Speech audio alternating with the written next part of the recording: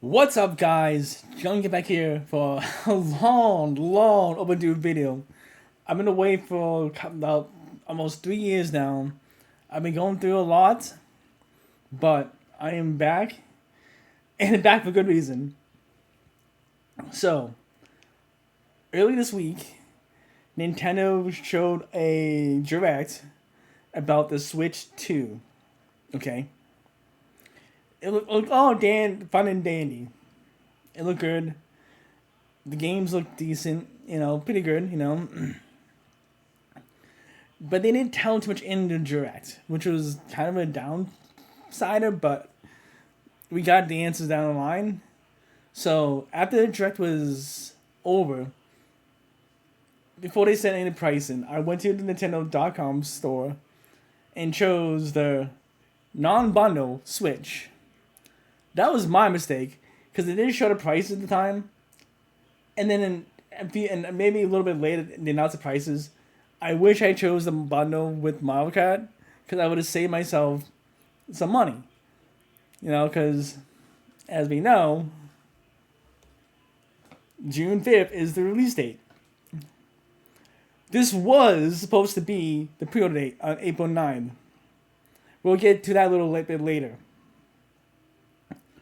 The base unit Switch is $449.99. Okay. The Mario Kart bundle, 400, basically $500, right? The game's gonna be about $80.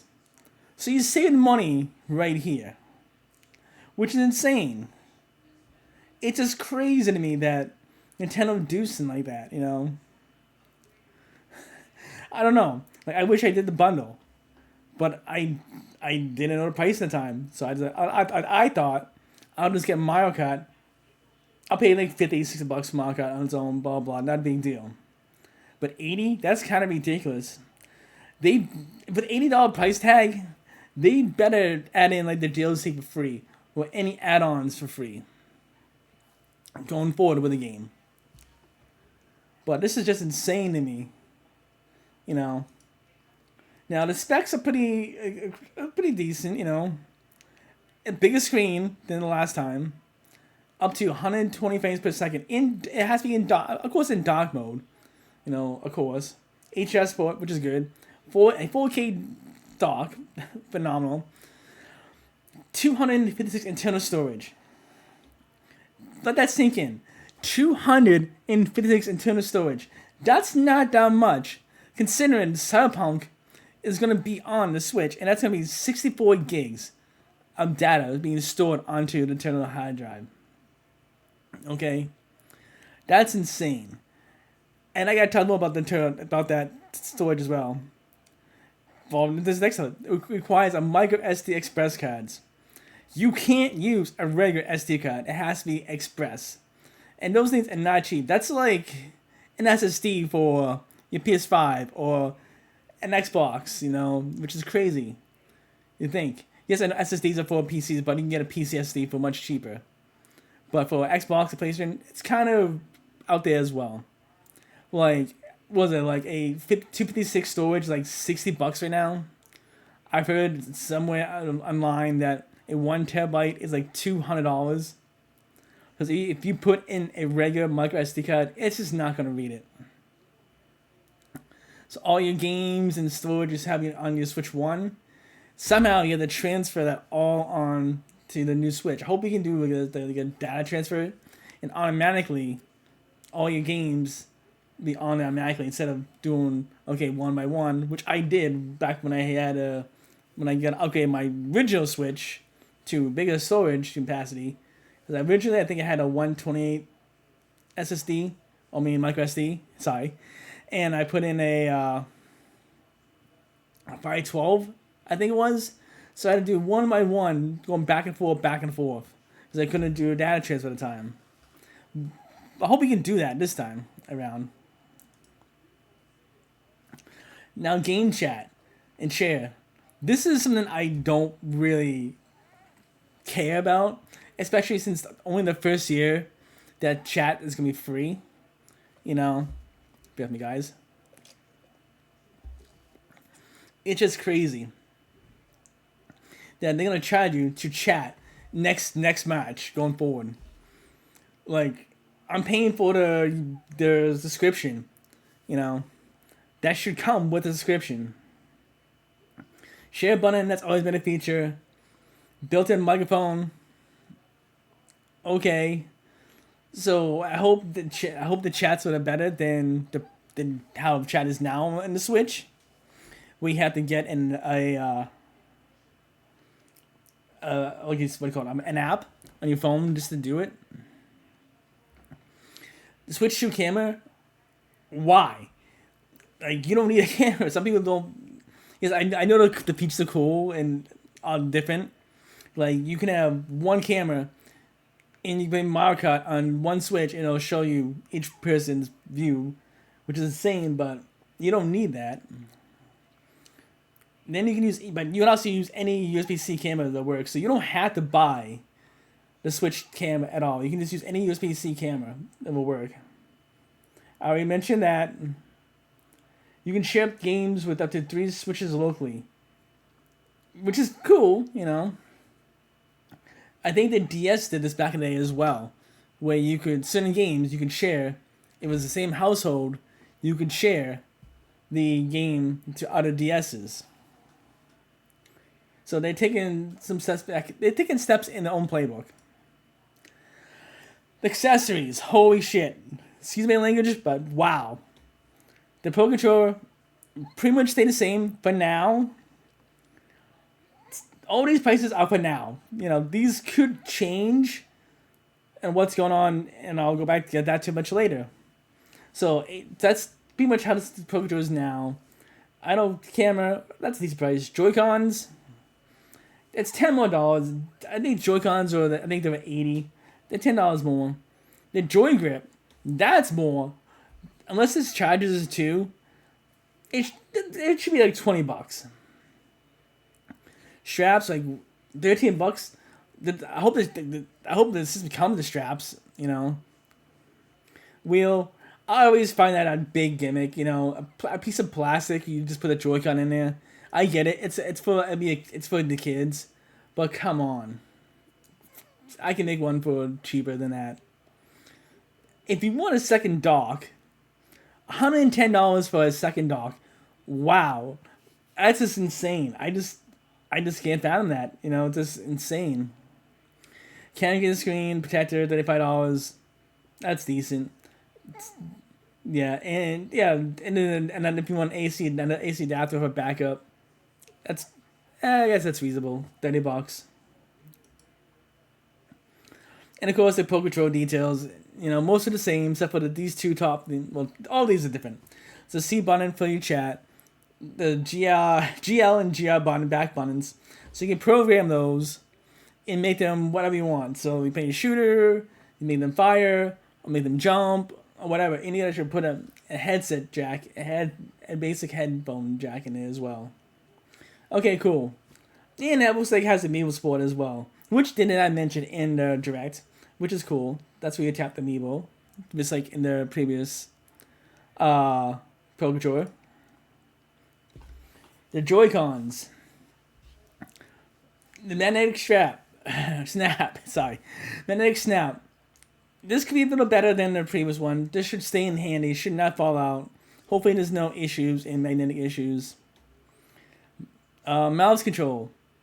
You can use this as a mouse, so you can play, like, I guess for shooters or some games might require the easy controlling. Again, the C button for chat. And larger L and R, like the buttons for when you share playing 2-player games. Easy to hold. You know, bigger trigger buttons always will help. This is a good feature, but interesting.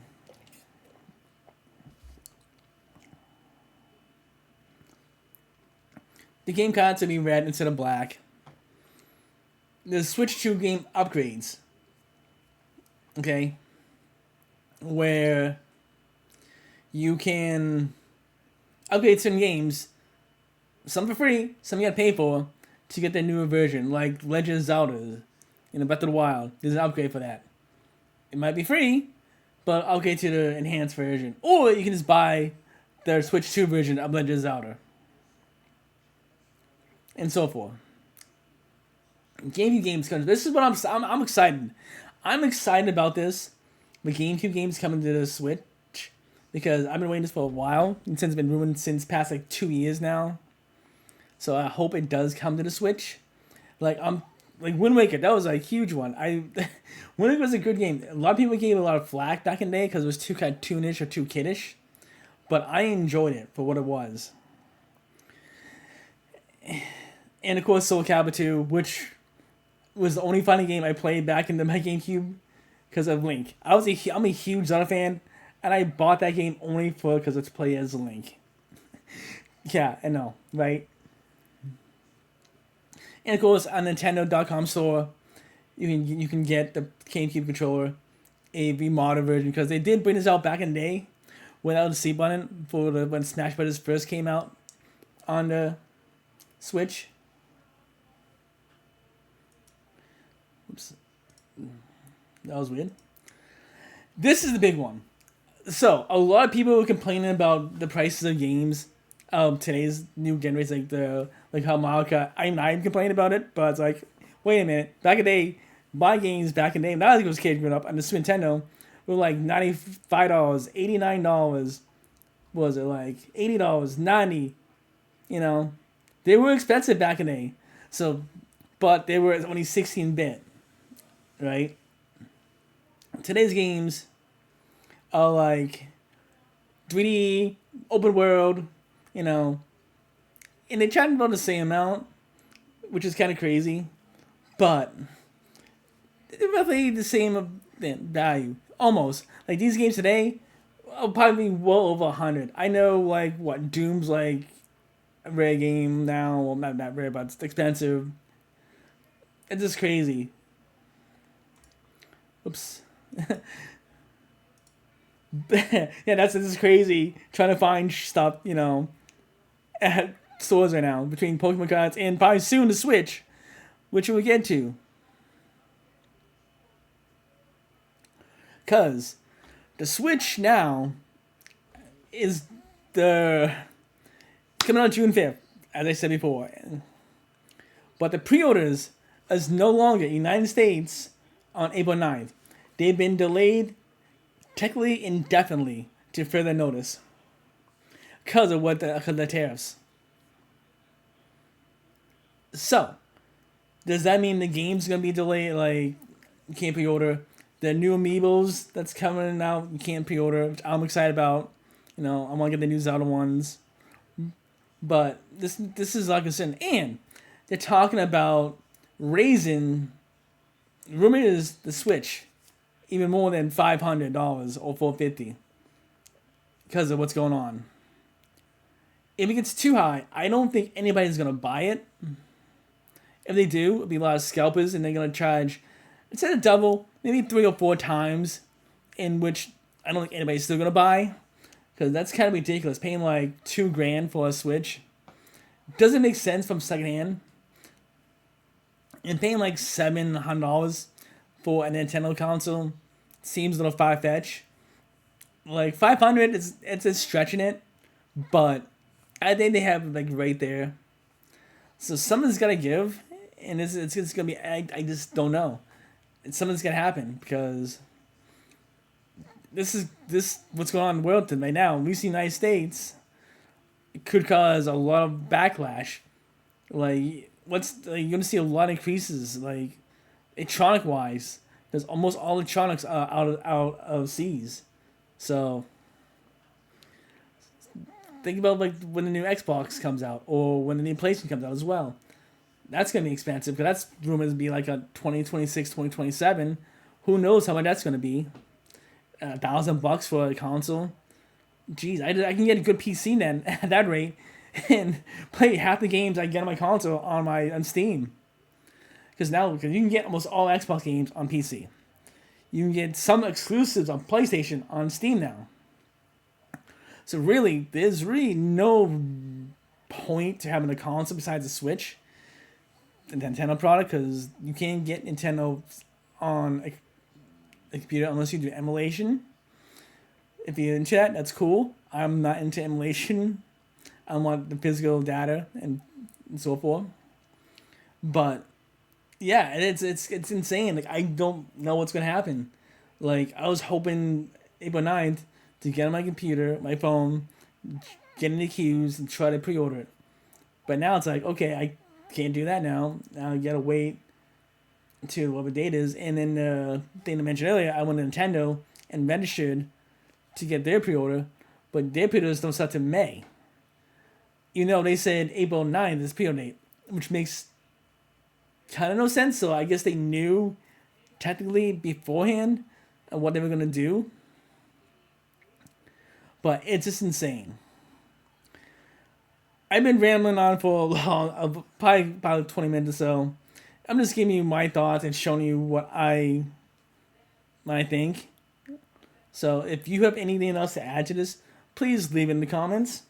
You know, let me know. I'm curious what your thoughts about the prices, the pre-order delay, anything about what's going on with the Switch, and what do you think what's going to happen in the future with the Switch, and will it actually get a price increase?